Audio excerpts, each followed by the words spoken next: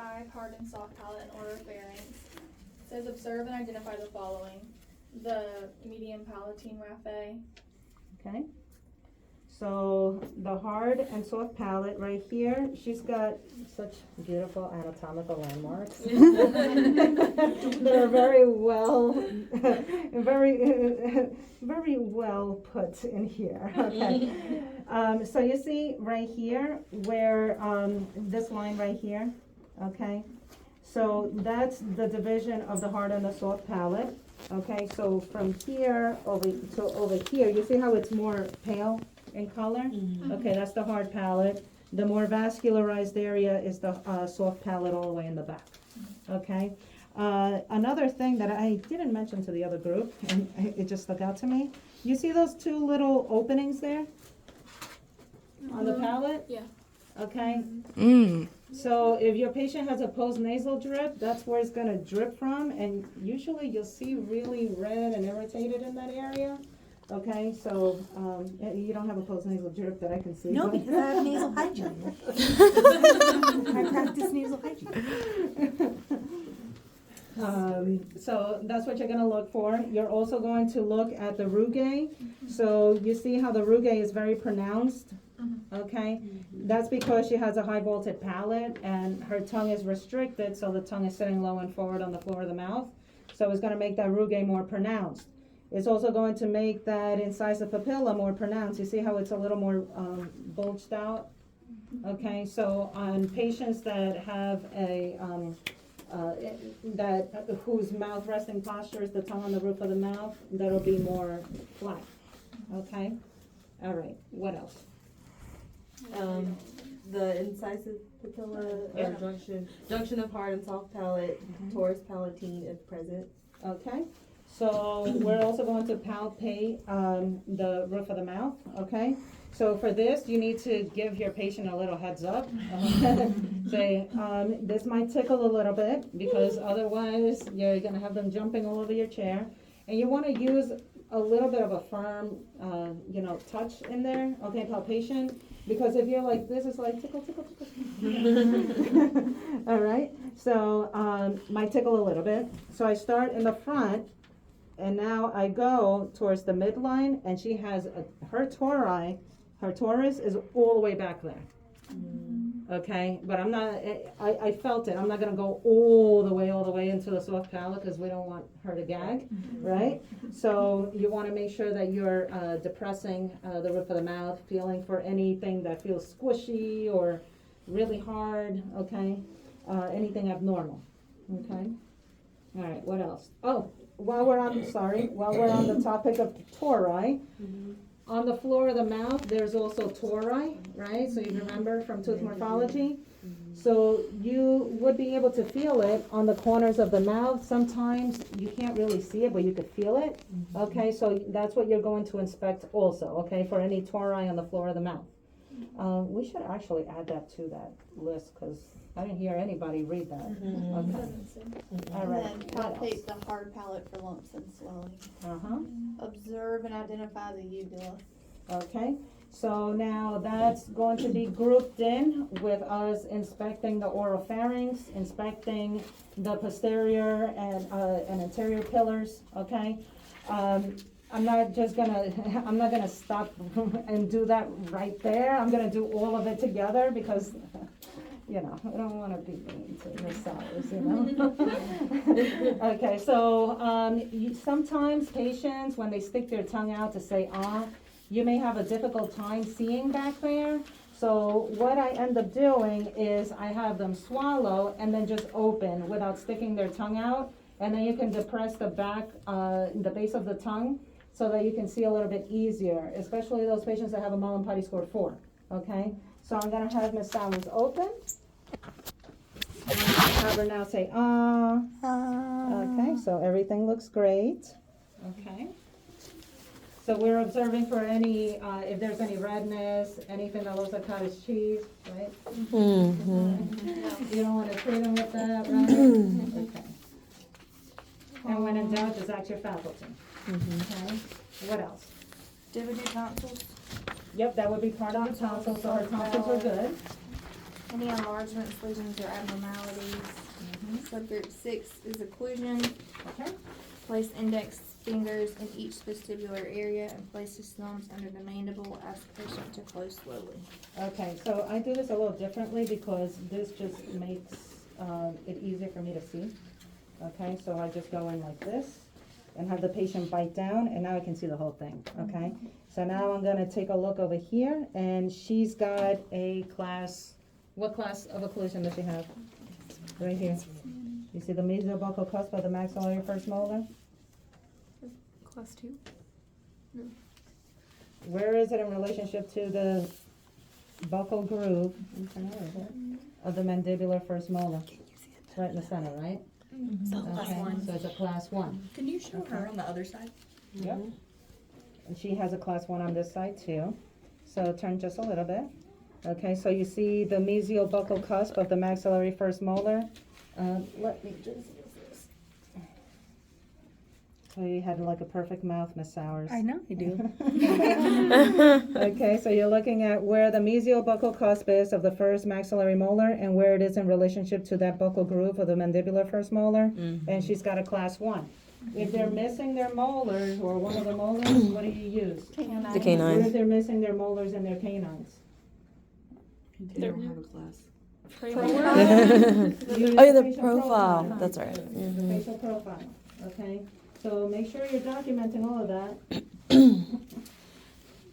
think you have a little cheat sheet that I gave you from last semester. You might want to bring it with you. Okay. What else is next? Observe and identify an overbite. Okay. So usually we use the periodontal probe for this, for the overbite and the overjet, okay? So we don't have the probe, so I'm just gonna show you how we would do it with this. So we have the patient bite down, and then for the overbite, I'm going to insert, whoopsie. I'm going to insert the periodontal probe underneath number 8 if it's present, and then take a measurement. Okay, so it should be a couple of millimeters, okay? And then for the overjet, you're gonna put the probe right in front, and you're gonna take the millimeters of that. So we need to know what the overbite is, what the overjet is. Okay, you have to document that. Okay? What else?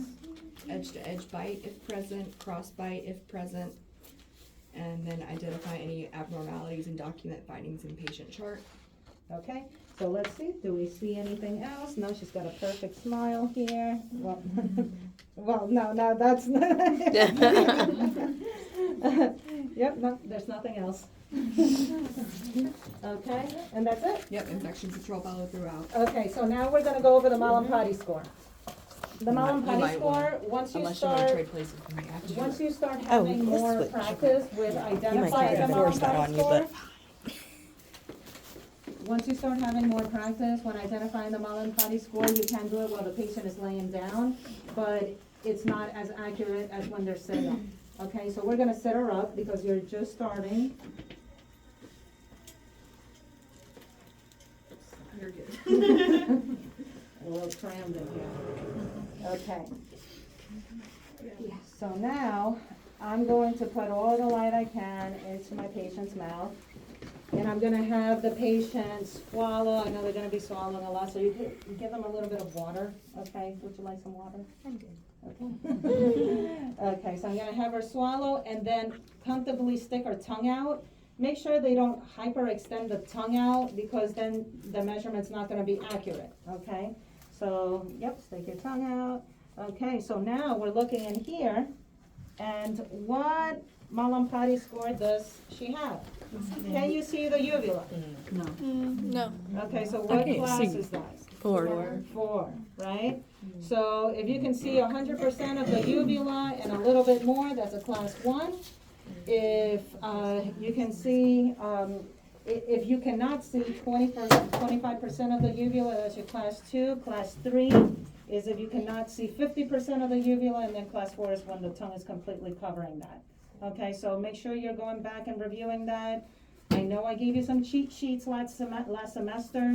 It would be a good idea to make sure that you sign yourself in to your Google account, whatever it is that you use, and just have some of those things in the background minimized so you can just pull them up so it doesn't slow you down, so that way you can use that as your reference. Same thing goes with the stuff I gave you for tooth morphology with the occlusion, so that way it's a lot easier and you can get things done faster, okay? So now with the Mallampati score, on this screen, so I'm gonna have to have just a couple of you come over here at a time, because this has the screen protector thing, okay, so some of you may not be able to see. Okay, so over here, there's the airway evaluation. Okay, so that's your cheat sheet. So I just double click that. And if your patient has a class 3 or 4 Mallampati score, you have to do the stop band questionnaire. Okay, if the stop band questionnaire is, it comes back low risk, you leave your patient alone. Okay, but if it comes back high risk, now you know you need to write a referral, right? So remember the referral you had to write for class last semester? That's all gonna come back, okay? So over here, this is a little checklist. So if your patient has a class 1 or 2 Mallampati score, but they have enlarged tonsils that are making them snore, okay? Or just enlarged tonsils, you need to do the stop band questionnaire. Make sense? Okay. Told you everything from last semester is gonna transfer into clinic. Right, so now's your time to go back and review some of the stuff if you don't remember. Okay, so over here, this is a little checklist. If you scroll down, you have an example of how to write a referral.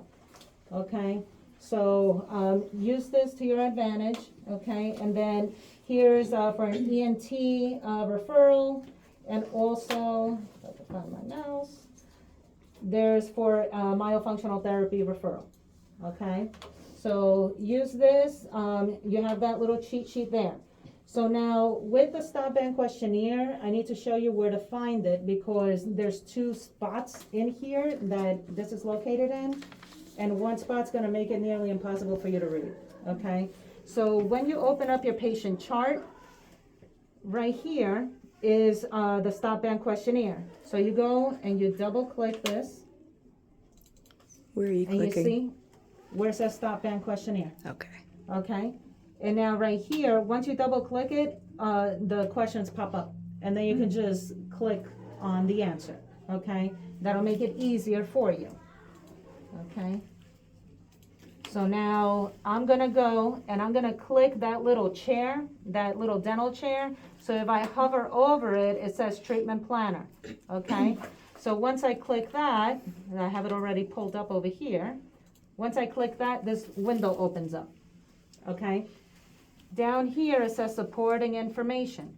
You have to click that, and then this pops up, okay? So now over here, where it says select consent form, you're gonna click that and go down to physician consultation form. That is where you're gonna write the referral, okay? You see how stop band questionnaire is also located in here? That one is itty bitty. You won't be able to see anything, okay? That's not the one you're gonna use, okay? So just be aware of where these buttons are located. I know you haven't done the computer yet, but we're here to help you, so don't stress out, okay? We're gonna hold your hand the whole semester. Okay? Any questions? All right, so those of you that didn't get a chance to look, I'm gonna have you swap.